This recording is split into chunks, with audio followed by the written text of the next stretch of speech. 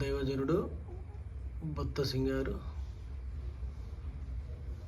24వ వర్ధంతి సెప్టెంబర్ 15న మంచి పోరాడితే నా పొరుగు కడుగు ముట్టించిందనే మాటకి అర్థం చెప్పిన దైవజనుడు,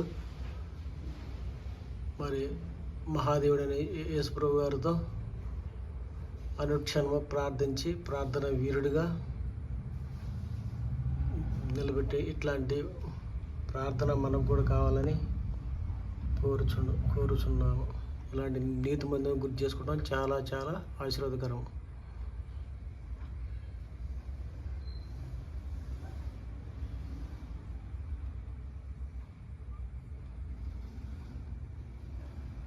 చాలామంది మంచి పోరాడకుండా వాళ్ళు బోర్డు పెట్టుకుంటారు.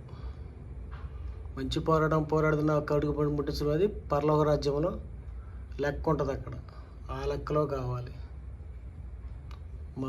మనం బోర్డు పెట్టుకున్నంత మాత్రాన మంచి పోరాటం చేసామా